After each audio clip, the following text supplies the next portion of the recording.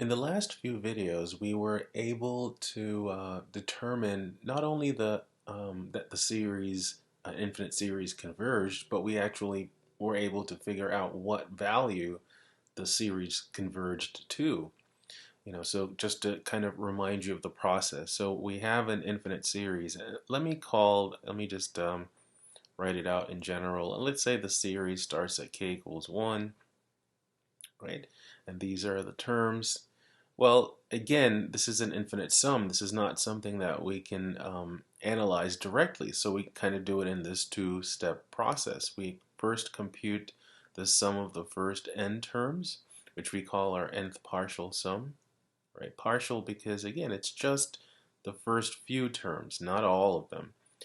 And then we were able to compute this, and we actually came up with a formula, right? So the form of the general terms of the series, they made it possible for us to simplify this, right? And then we came up with a formula for this s sub n.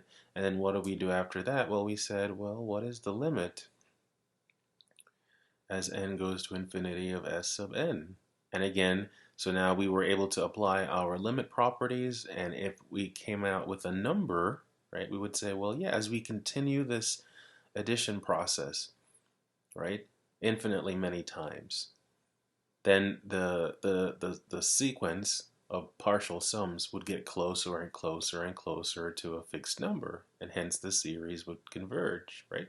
You know, um, but what made it possible is the fact that for instance, the geometric series is of such a simple form that it made computing this possible. Even telescoping series, maybe a little bit more complicated, but still of a particular form that allowed the calculation and simplification of the s sub n, and then it made the limit possible, right? So I'm just going to put a little question mark to say, well, depending on what happens here, then we can talk about not just that the series converges, but what it converges to. Now, the ability to compute the nth partial sum, you sometimes it's misleading when you start out with the geometric series, and we were able to do it, and then the telescoping series, and we were then able to do it. In general, if you just randomly pick an infinite series, it is highly unlikely that you'll be able to come up with a formula, at least a simple formula for s sub n, which would then make it very difficult for us to know what the series converges to. So we're going to move away from this idea of, okay, finding s sub n and finding a limit, to really just looking at the series and the terms of the series and applying certain tests that will tell us, right, for the most part, they will tell us if the series converges or if the series diverges, right? If the series happens to converge, we probably won't be able to figure out what it converges to, right? So there are two big questions that kind of define our analysis of infinite series. The first question is,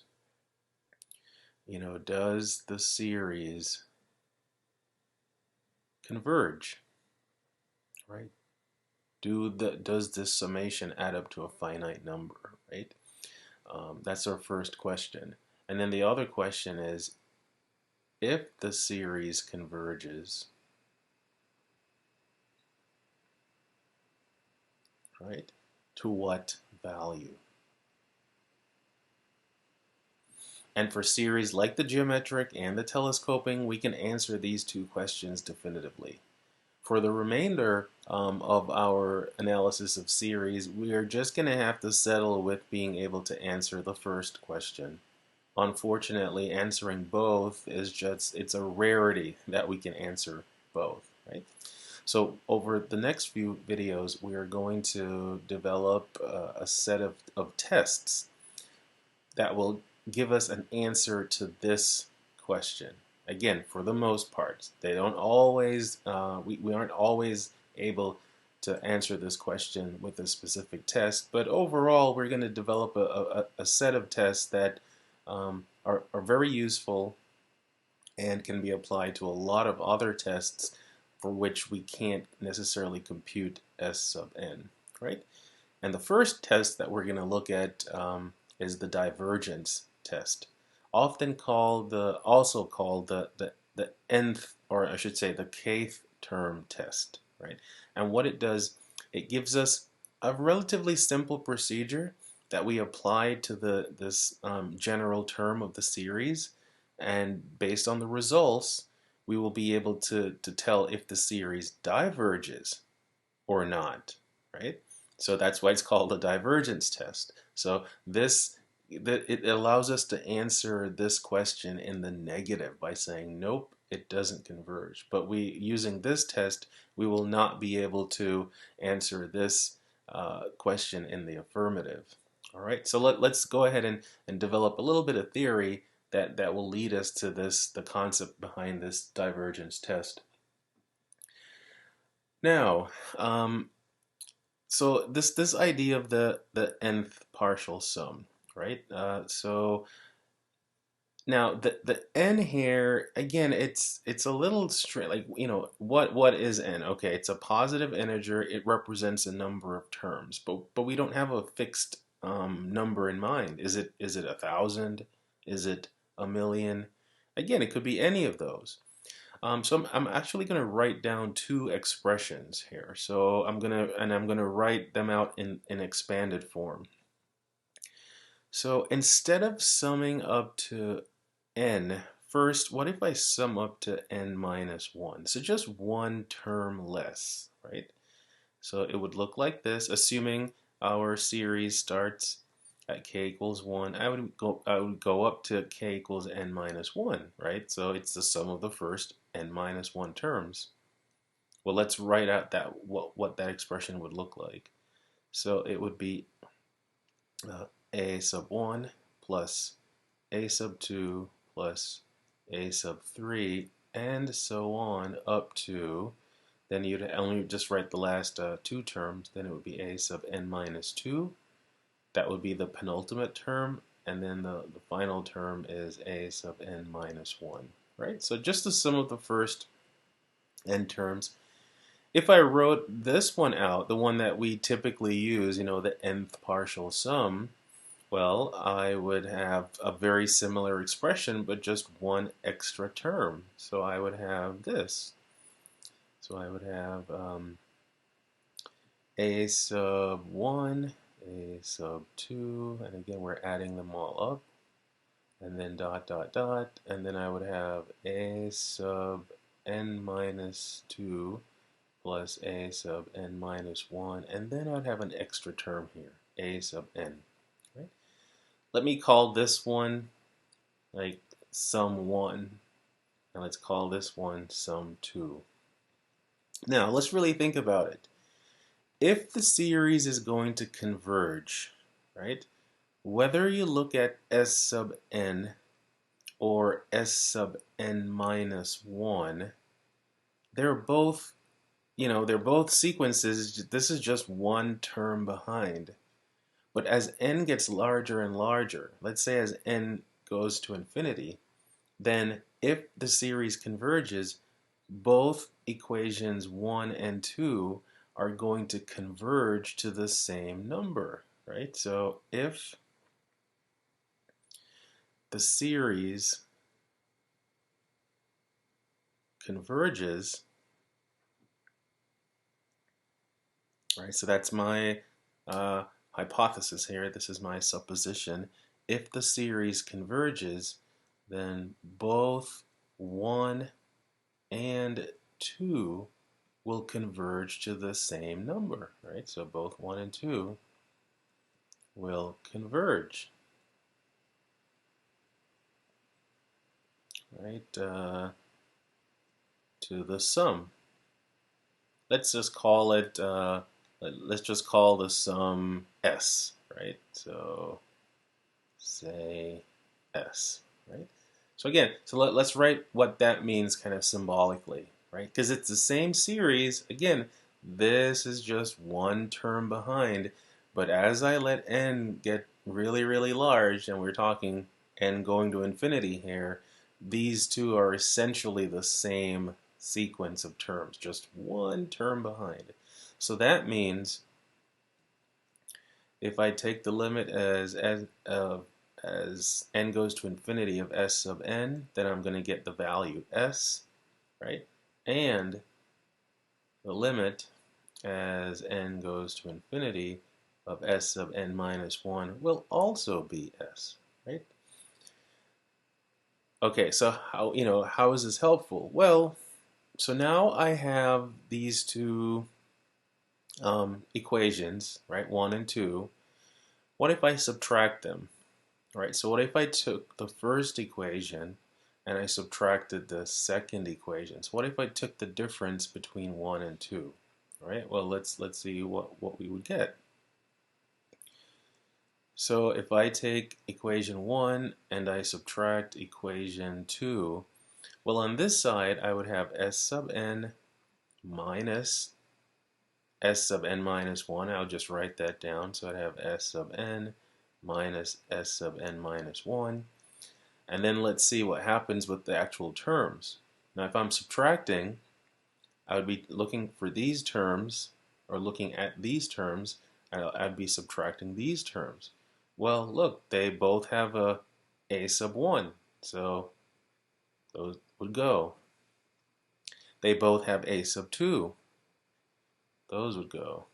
A sub 3, they both have the a sub n minus 2, and a sub n minus 1. So the only term that they don't have was that one extra term that we had at the end, because this was just one term behind. Yeah, so when I take the difference between equation 1 and equation 2, I'm simply left with a sub n. All right? So what happens if I take the limit of both sides, right? So let's see what happens. So if I now take the limit of this difference, then that essentially means I'd be taking the limit of this nth term, right? This nth term. But remember what we said, that both of these, the s sub n and the s sub n minus 1, as long as the series converges, then they are going to converge to the same number. So in fact, I'll use this opportunity to remind some basic limit properties. So if you have two sequences or two functions, right, that are known to converge, and you're taking the limit of their difference, then you can take the difference of their limit. So I can take the limit of s sub n minus the limit of s sub n minus 1. And then on this side, I'll still have the limit as n goes to infinity of just that specific term, right? But again, under the assumption of convergence, this converges to s, this converges to s, and then I have this left on the right-hand side. So what does this mean?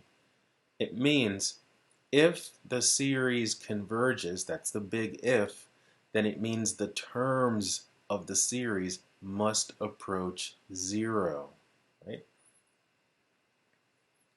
Here we go.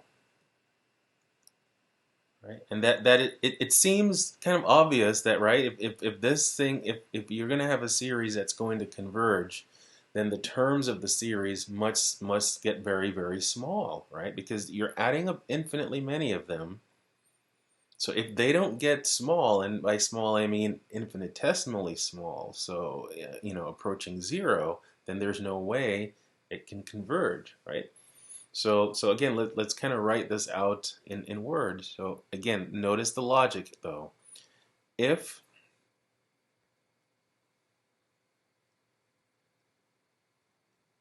our series is known to converge, then the terms of the series, right? So then The terms of the series must approach zero.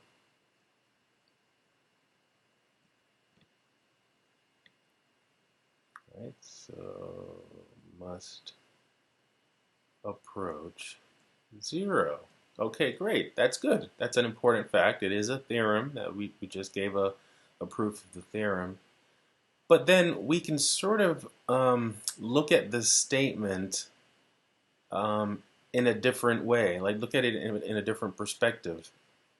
What is actually known as the contrapositive of a statement? Now, I'm not going to get too deep in the logic, but let me just make a slight digression and say this. Most of, this probably shouldn't say most, but maybe all of the theorems in mathematics, they tend to be of a particular form, where it is if something, let's just call it P, then Q. So like if one thing happens, then you know something else has to happen, right? And this is, so it's kind of the order of logic. This is the hypothesis. This is the conclusion, right? And you have lots of statements like this. Well, there is the concept of a contrapositive of a statement, which is basically saying you switch the roles of the hypothesis and the conclusion and you negate them. Meaning, you say that instead of saying that something will happen, you say it won't happen. So here is what we call the contrapositive of a statement like this. So the contrapositive, and again, don't worry too much if you haven't been exposed to the logic. It all depends, on your major. A lot of the majors that involve computer science and software engineering, fairly early on, you get into these ideas of logic. Same thing at like computer engineering. But anyway, I just wanted to mention this because we're going to apply this idea of the contrapositive to actually come up with the divergence test. So the contrapositive of this statement would say, if not Q, so if Q does not happen, then P cannot happen. So then not P, right?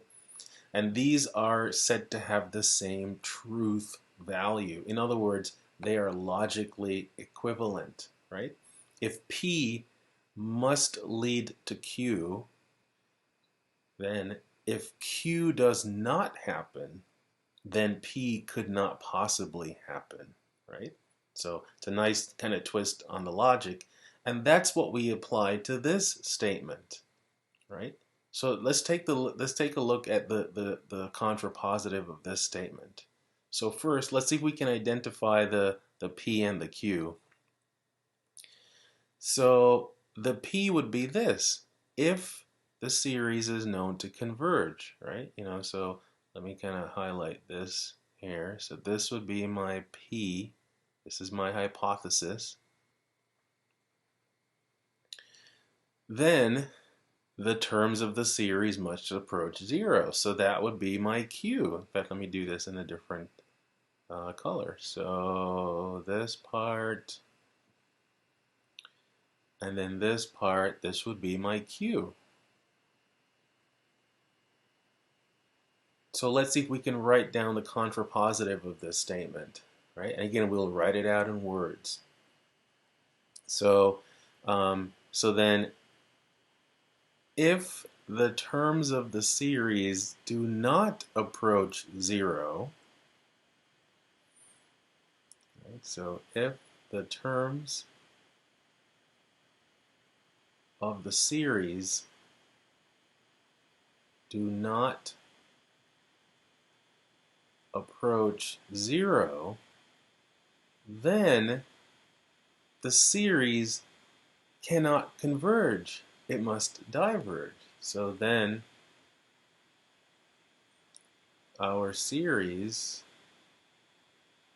right, diverges. So then the series must diverge. And that's what the divergence test says. It says, okay, if the terms of our series don't get small enough, then the sum of those terms, the infinite sum of those terms, must diverge, right? So let's actually just summarize this with a single theorem saying both of these things, right? And again, the idea of the logic is very important, right? Now, this is not a course in logic, but it is a course in mathematics, and mathematics is built on logic, right? So at every level, I think logic should be emphasized. So let's say it, and in some sense, I will label this as the divergence theorem, but I am going to state the two results that we just came up with, right? So this is the divergence theorem or the divergence test. Actually, I should say the divergence uh, test, because there's another divergence theorem in fact in multivariable calculus, and I don't want it to be confused with this. So this is basically what we have. So if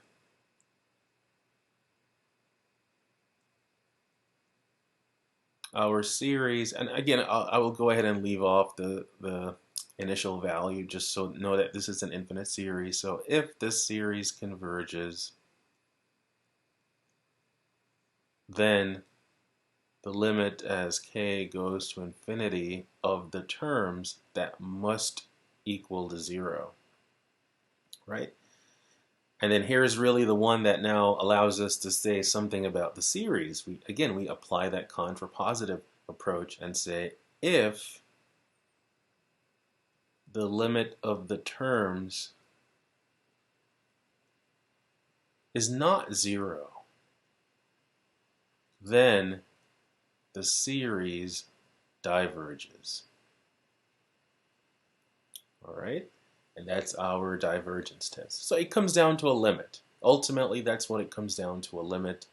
And I think it would be it's always a good day when you end some idea with some examples that involve the limit. I mean, it just doesn't get any better than the limit. So let's look at some examples. So in each of these, I'll simply state a series, and then we will use our divergence test and see what happens. Now, again, it's important to note that if the terms approach 0, we don't know what's going to happen, right? Right now, we don't have a statement that starts by saying if the limit approaches, or the limit of a sub k is equal to 0, then, right, we don't know what that means or that says about the series. So we have to be careful when we can actually draw a conclusion. And we'll see that in some examples, right? So let's start with our first one. Let's take a look at something like this. So suppose we have the series k going from 1 to infinity, and we have 4k squared minus n, oh, I'm sorry, k cubed. Still have n on the brain. So k cubed all over, let's say, 10 plus 2k cubed. All right, so here are our terms. And k is getting very, very large, and we're adding up all these terms. So let's apply our test. So we're going to take the limit. In fact, let me do this on the other line. All right? So we're going to look at this and say, okay, let me check to see what happens to the terms. Right? That's kind of the mental approach you should have anytime you're looking at these series that tend to be more general, that they don't fit those nice simple patterns of, geometric or telescopic series. Right? Just again, and sometimes the terms might be simple enough that you can take a mental limit and say, hey, they don't approach 0, so we know what that means. Well, this is technically, well, let's not write that equal sign. because this doesn't mean anything, right? It's a form basically saying that the numerator and the denominator are simultaneously getting very, very large, right? And there are different approaches you could take here. This is a rational function. So for rational functions, you can apply that dominant term approach, or if you want it to be more formal, you could do something like L'Hopital's. It would require repeated use of L'Hopital's. I'm going to use the dominant term approach, and for this particular function, these are the dominant terms. The negative k cubed in the numerator and the 2k cubed in the denominator. So as a limit, right, and I will do my due diligence and say by dominant terms, right? And if you wanted to actually try and utilize L'Hopital's, you could do it and see if you end up with the same result. You know, go ahead, pause the video and flex your L'Hopital muscles and see what you end up with. But I'm going to go ahead and use the dominant term. So I get to ignore the 4k squared, I get to ignore the 10, and then this limit is equal to this limit. But now the k cubes cancel out, right? They can't cancel out here because I don't have a common factor of k cubed in this entire rational expression, but I do now, right? Because I can focus on those dominant terms. So simplifying, we have basically negative 1/2. And then obviously the limit of a constant is that constant. That's another one of our basic limit properties. And this is clearly not equal to 0. So the terms of this series do not approach 0. Hence, again, applying our contrapositive logic, if the terms don't approach 0, then the series must diverge, right? So therefore, the series diverges. Right? All right, so let's take a look at another example. So let's say we have something like this. Let's throw some square roots in there just for fun, right? So let's say we have the limit of, well, not the limit, but the sum of k plus 2 under my square root, and then the square root of, let's say, k squared plus 1, right? What could happen to this? Does this one converge? Does this one diverge? Well, let's apply our kth term test, right? And see. So if we take the limit as k approaches infinity of these radicals, or the quotient of these radicals, well, again, it's another one of those, infinity over infinity forms. L'Hopital's would not be a good approach here. You'd be very wary of L'Hopital's when you see radicals in both the numerator and the denominator. But what we can do is just use some properties of radicals and properties of limits to kind of, simplify this a little bit more. So first I can write this as the root of a single fraction. So this is equal to the limit as k approaches infinity of the square root of k plus 2 over k squared plus 1, right? That's a simple property of roots. And then because everything is positive here, and because my square root function is positive, is continuous, for positive values of your variable or argument, if you will, the square root can be applied last. So what I can do is I can attempt to take the limit of the k plus 2 over k squared plus 1, that rational function, and then apply my square root after. So basically, I can change the order of operations, which is, again, it's a good way to kind of say it to yourself, because the limit is an operation. It's something that you do. It's just like the other things that you do in math. What do? You add a lot, you multiply a lot, you divide a lot, and now we're differentiating a lot and integrating a lot, and we are limiting a lot, right? If you want to make that a verb.